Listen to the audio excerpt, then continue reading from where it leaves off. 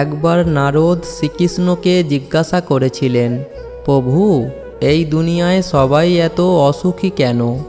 শ্রীকৃষ্ণ বলেছিলেন, সুখ সবার জীবনে পর্যাপ্ত পরিমাণে থাকে, কিন্তু সবাই একে অপরের সুখের হিংসাতে ভুগছে। জীবন হেরে যায় নিঃশ্বাসের কাছে, আর মানুষ হেরে যায় বিশ্বাসের কাছে।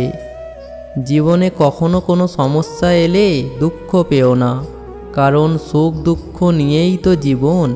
দুঃখ আছে বলেই সুখের এত দাম। বন্ধু যতই খারাপ হোক না কেন, তাকে কখনো দূরে সরিয়ে দিও না। মনে রেখো, জল যতই খারাপ হোক, তা কিন্তু আগুন নেভানোর কাজে লাগে। খুশি থাকার মানে এই নয় যে সব কিছুই ঠিক আছে।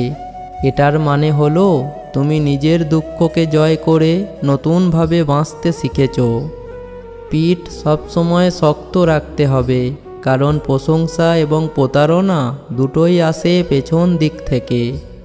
পরিস্থিতির সাথে লড়াই করা যায়, কিন্তু ভাগ্যের সাথে লড়াই করা যায় না।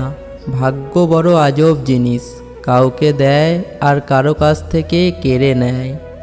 ভালো মন আর ভালো স্বভাব জীবনে দুটোই খুব প্রয়োজন, কারণ ভালো মন সম্পর্ক বানায়, আর ভালো স্বভাব সম্পর্ককে জীবনভর টিকিয়ে রাখে।